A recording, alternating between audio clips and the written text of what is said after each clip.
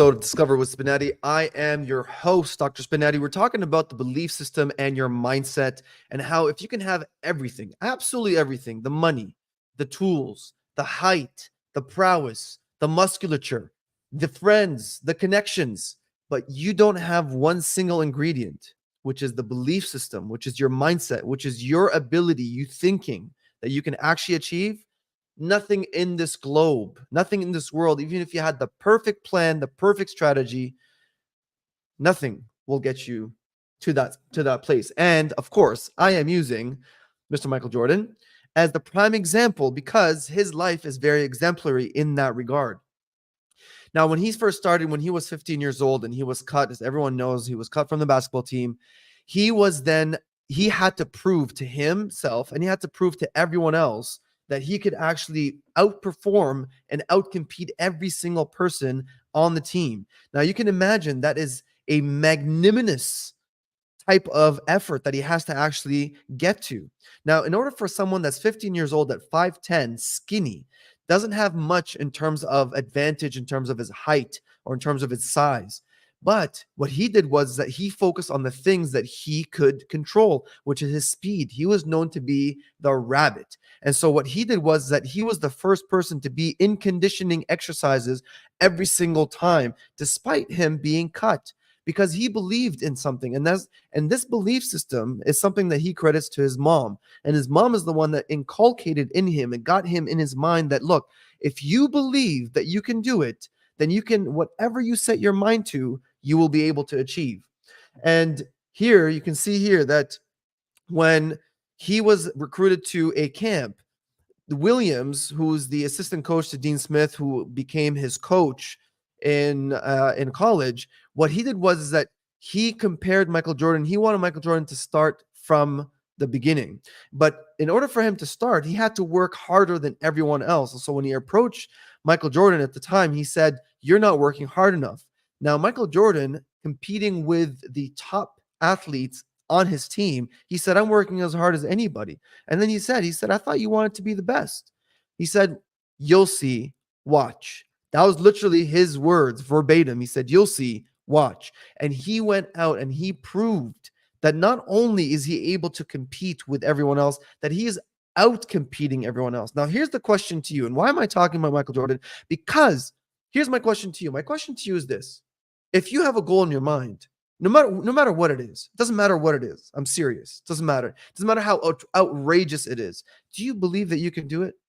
That's number one. Do you actually believe that you can do it? Because if you truly believe that you can do it, that is the number one step. Now, it's the consistency in that belief. Now, do you back that belief with the amount of effort that is required for you to get that incredibly insane goal? Because he had an incredibly insane goal and obviously he achieved it and much more. But what does it mean to you? What does it mean to me? That's the question you have to ask yourself. And are you willing to not just work as hard as everyone else in your field, but are you willing to work even harder than everyone else in your field so you can become the absolute best? So, no matter what the best person is considered to be right now, are you willing to work harder than them? That's the question. So, if you're looking to compete with Elon Musk, he works over 100 hours. He says 120 hours a week, basically barely sleeps. Are you willing to work harder than him in order for you to achieve more than him, in order for you to be as great or even greater than him? That's the question. At the end of the day, it's not about talent. At the end of the day, it's not about what you're born with. It's about how much effort are you willing to put in? Because the more effort you put in, it's right, you'll get out. Now, he's known, and I put this because he is known since he was 15 years old. He was known, even though he didn't have the height, he didn't have the power, he didn't have it yet. He was still 5'10, but he ran drills harder than anybody. And that is all mindset because most people, when you grow up, most people just do the bare minimum or they do whatever their peers doing. So if you were to compare yourself, if you're at work, and you were to compare yourself, you always compare yourself to the people at work. And you're like, okay, well, they're performing at this level. I'm going to perform at this level as well because you compare yourself to them and you don't want to be the best. And so you're like, all right, fine. Well, it's mediocre. I'll be mediocre. Or they're good, so I'll be good.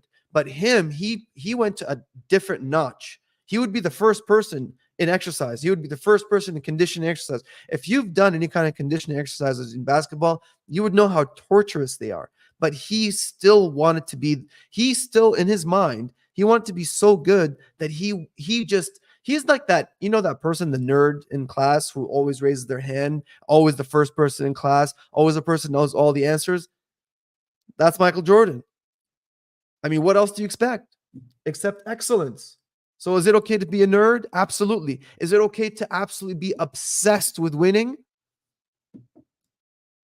Now I am talking about all the positives of Michael Jordan, but you should be aware that Michael Jordan has a lot of these negative talks about him, by the way.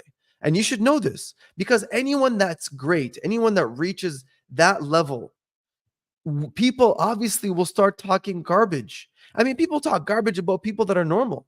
People talk garbage about people that just are trying just a little bit more than they are. Now, what do you think the people are going to say about people that are the best in their sport and have maintained that position for over 20 years after they retired? Right? Like today, I saw one of my family members, one of my niece. She was wearing a Michael Jordan shirt. She's never seen him play. Like, if you know the definition of a legend, that is legendary.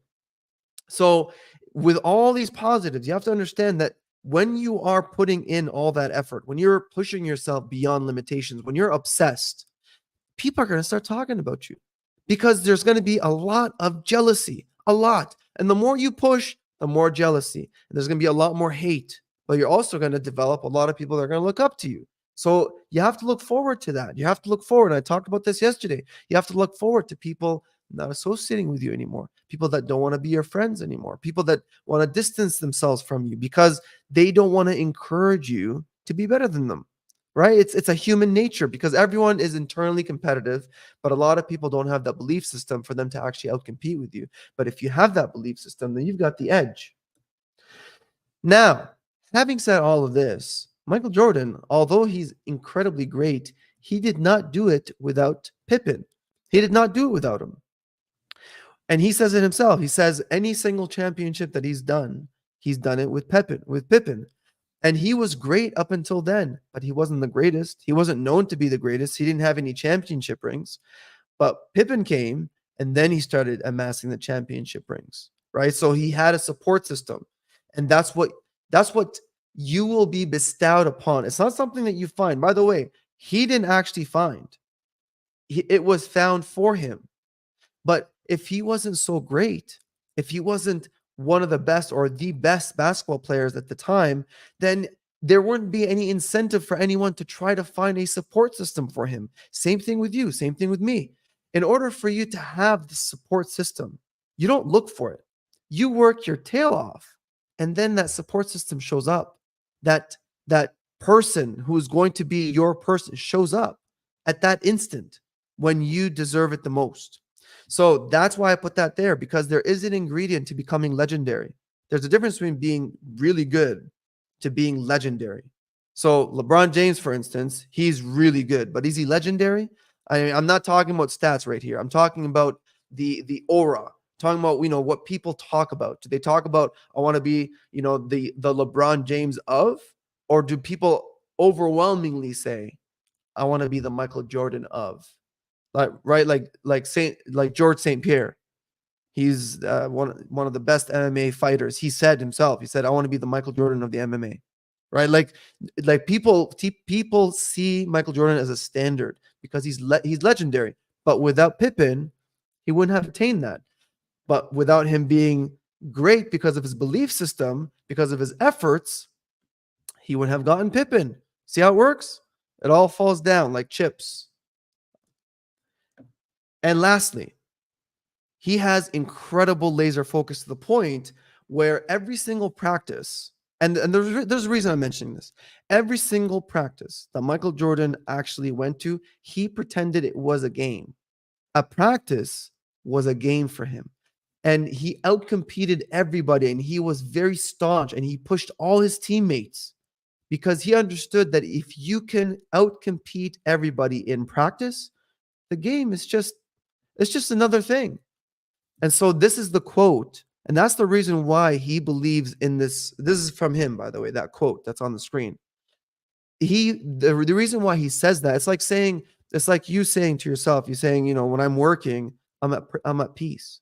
Even though your work is like the most intensely stressful, most competitive, everyone's trying to get at you, everyone's trying to beat you, you find it to be peaceful.